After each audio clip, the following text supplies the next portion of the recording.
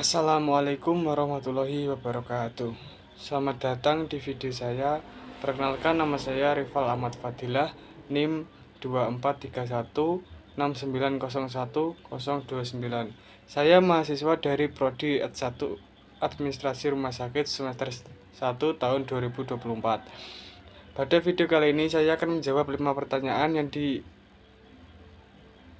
oleh Bapak Sudalhar pada mata kuliah Filsafat Ilmu. Soal nomor 1. Apa itu filsafat? Ceritakan pengalaman pribadi Anda dalam berfilsafat. Filsafat adalah ilmu pengetahuan yang menyelidiki hakikat akan segala sesuatu untuk memperoleh kebenaran. Contoh, saya waktu di rumah pernah merenungkan tentang apa saja tujuan hidup saya. Apakah hanya sekedar gini-gini saja atau ingin mencapai cita-cita saya? Dengan berpikir seperti ini, saya bisa melatih diri untuk memahami lebih dalam tentang tujuan saya ke depannya. Apakah ini termasuk berfilsafat? Soal nomor 2. Dalam filsafat ada ontologi, epistemologi, aksiologi. Jelaskan dan beri contoh dalam kehidupan sehari-hari. Ontologi adalah pemikiran mengenai yang ada dan keberadaannya diakui. Contoh, secara fisik, ibuku berubah, kemungkinan semakin tua, semakin gemuk, atau lainnya. Tetapi ada sesuatu yang tetap ada dalam dirinya, suatu hal yang tetap membuatku mengenal dan tahu bahwa itu adalah ibuku, bukan orang lain, meskipun secara fisik berubah. Epistemologi adalah cabang filsafat yang membahas secara mendalam tentang pengetahuan. Contoh, ketika saya ke dapur, di situ ada cabai. Kenapa kita tahu kalau itu adalah cabai? Padahal bentuknya panjang, warnanya merah. Itulah namanya epistemologi yang disebut dengan pengetahuan. Aksiologi berasal dari kata aksios yang berarti nilai. Ketiga kata tersebut ditambah dengan kata logos, berarti ilmu pengetahuan, ajaran, dan teori. Jadi aksiologi adalah teori tentang nilai dan ilmu. Contoh, saya melihat matahari terbenam di sore hari. Akibat yang dimunculkannya yaitu menimbulkan rasa senang karena melihat betapa indahnya matahari terbenam itu. Ini merupakan nilai yang subjektif dari saya, dengan orang lain akan memiliki kualitas yang berbeda. Nilai itu objektif jika ia tidak bergantung pada subjek atau kesadaran yang menilai.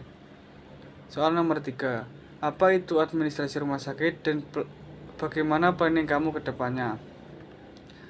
Administrasi rumah sakit adalah profesi yang bergerak dalam pengelolaan, kegiatan, perencanaan, pengorganisasian, pengarahan, pengawasan, pengkoordinasian, dan penilaian terhadap sumber, tata cara, dan kesanggupan yang tersedia untuk memenuhi tuntutan terhadap kesehatan, perawatan, serta lingkungan yang sehat dengan jalan menyediakan dan menyelenggarakan berbagai upaya kesehatan yang ditunjukkan kepada perseorangan, keluarga, atau kelompok, guna untuk meningkatkan kualitas pelayanan kesehatan khususnya di bidang rumah sakit.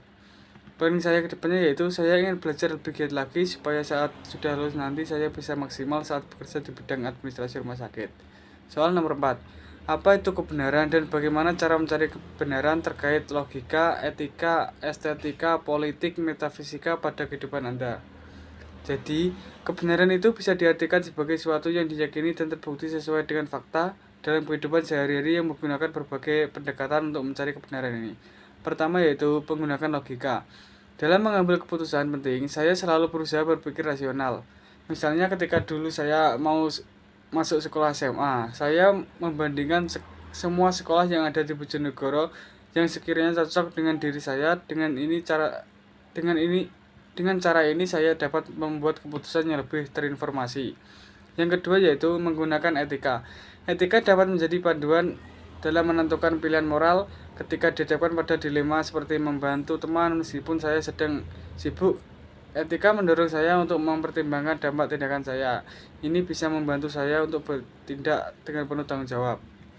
Yang ketiga yaitu menggunakan estetika. Kebenaran juga bisa ditemukan melalui keindahan dalam diri saya, merasa bahwa kebenaran hadir ketika sesuatu memberikan kedamaian atau makna emosional. Misalnya mendengarkan musik atau melihat pemandangan bisa membawa saya pada momen bahagia. Yang keempat yaitu menggunakan politik. Dalam konteks politik, saya bisa mencari kebenaran dengan mengikuti berita dan berdiskusi. Dengan cara ini saya dapat memahami kebijakan yang adil bagi masyarakat. Pilihan yang saya buat dalam politik harus mencerminkan nilai-nilai kebenaran yang saya anut. Yang kelima yaitu menggunakan metafisika. Metafisika dapat membantu saya untuk memahami pertanyaan mendalam tentang kehidupan seperti makna keberadaan dan tujuan hidup. Melalui refleksi spiritual dan pemikiran filosofis, saya dapat belajar bahwa beberapa aspek kebenaran hanya bisa dipahami melalui pencarian makna yang mendalam. Soal nomor 5. Buat makalah yang berisi introduksi masalah, justifikasi masalah, kronologi masalah, dan solusi terkait kehidupan Anda dan masa depan Anda.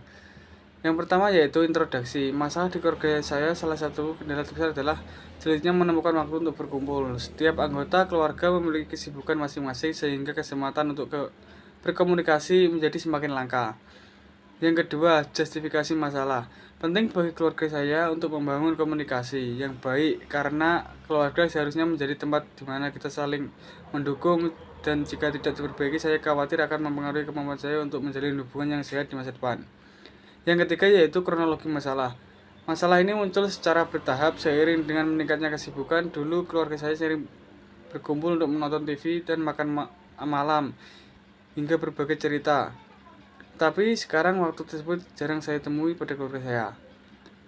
Yang terakhir yaitu solusi. Untuk mengatasi hal ini saya memiliki rencana untuk mengusulkan waktu berkumpul rutin setiap malam, seperti makan malam bersama tanpa gangguan dari gadget maupun pekerjaan.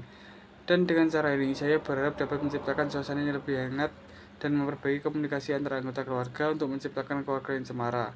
Dan ini bukan hanya untuk saat ini tapi juga masa depan saya agar saya bisa lebih siap menghadapi berbagai tantangan dalam hidup. Sekian soal yang bisa saya jawab. Kalau ada salah kata atau salah ucap saya mohon maaf. Saya akhiri. Wassalamualaikum warahmatullahi wabarakatuh.